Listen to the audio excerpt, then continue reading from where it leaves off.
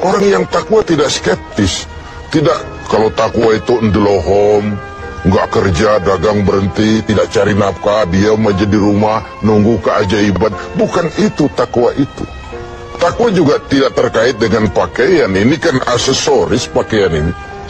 Apalagi sekarang aksesoris, apa kalau saya pakai serban saya lebih takwa dari saudara? Belum tentu. Sekarang ini aksesoris juga sudah kacau. Rocker saja pakai gamis. Ini kan sudah kerancuan aksesoris. Jadi sama sekali itu tidak terkait. Dengan demikian orang yang takwa bukan orang yang skeptis. Dia malah harus orang yang optimis menghadapi kehidupan. Karena sesungguhnya yang namanya takwa, kemampuan melaksanakan yang diperintah, kemampuan menjauhi yang dilarang olehnya. Nah, ini sebuah gambaran bahwa disitulah harga manusia itu. Pada kemampuannya menjadi pelaksana yang diperintah Allah dan meninggalkan apa yang dilarangnya. Sehingga kalimat ini kita dudukan, kan ini takwa ini pun sudah jadi lalap di mulut bangsa kita ini. Pejabat kalau dilantik bertakwa, bertakwa, bertakwa. Habis dilantik jabat takwa ngalor dia ngidul. Nggak sinkron, nggak ketemu ujung-ujungnya itu.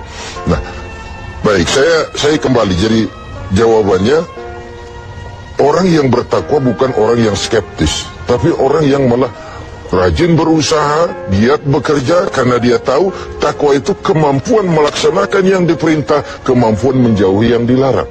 Nah, ini sudah cerminan dari usaha manusia. Yang diperintah Allah itu bukan cuma sholat, zakat, puasa, dan haji. Mencari nafkah, menghidupi anak istri, itu perintah Allah.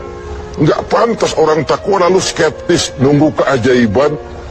Itu kan ciri zaman susah. Biasanya kalau zaman lagi susah itu dukunnya laris. Dongeng tentang harta karun merebak di mana-mana. Udah susah orang diajak ngelamun aja. Lalu cerita tentang melipat gandakan uang mau muncul di mana-mana. Nabi palsu gentayangan, aliran-aliran aneh muncul di mana-mana. Itu biasanya kalau zaman sedang susah, yang kayak begitu tuh jadi fenomena dalam kehidupan. Nah, ketakwaan menjadi benteng bagi kita mengarungi hidup ini sebagaimana seharusnya. Kita manusia terikat oleh hukum kausal, hukum sebab akibat. Kalau begini, yang begitu. Kalau haus, ya mesti minum. Kalau sakit, ya mesti ke dokter. Itu orang yang takwa. Bukan, sudahlah penyakit datang dari Allah, serahin kepada Allah, nanti sembuh sendiri. Enggak. Bahwa nanti sembuh sendiri Allah menghendaki itu soal lain. Tapi sebagai manusia yang bertakwa, kita tetap harus wajib berusaha. Tidak boleh ndelohom, menggelenggam ayam-ayam menunggu keajaiban. Tidak. Nah, ini pola dasarnya. Nah, baik, sekarang saya kembali kepada takwa itu sendiri. Sudah saya jelaskan bahwa takwa melaksanakan yang diperintah, menjauhi semua yang dilarang. Nah, bagaimana puasa ini membentuk pribadi yang bertakwa? Kita pinjam huruf-huruf takwa itu ya. Ta, qaf, waw, dan ya. Huruf ta, kata Imam Qushairi, simbol daripada sifat tawadu. Orang yang bertakwa adalah orang yang rendah hati. Dia berusaha, ya. Dia bekerja maksimal, memang. Tapi dia sadar bahwa semampu yang dia lakukan adalah berusaha dan berusaha. Kepastian itu haknya Allah. Nah, ini bedanya kita dengan yang lain. Kepastian itu hak Allah.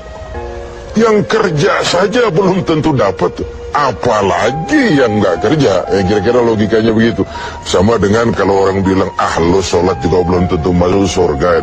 Ada suka orang usil, iya, yang sholat saja belum tentu masuk surga, apalagi yang nggak sholat. Kan begitu logikanya. Orang yang bertakwa itu dia terpacu. Nah, timbul sifat tawadu, rendah hati, dibentuk oleh pelaksanaan ibadah puasa ini. Kenapa? Puasa ini kan, ya Allah, baru sehari nggak terkena makan, nggak terkena minum, sudah begini lemah rasanya diri. Lalu apa yang mau disombongkan di hadapan Allah? Timbul sikap rendah hati. Ini mentalitas takwa. Dia bekerja, dia berusaha, dia gunakan teknologi canggih, dia pakai manajemen yang paling modern, dia pakai tenaga yang profesional, tapi di balik itu dia sadar betul kepastian cuma hak Allah.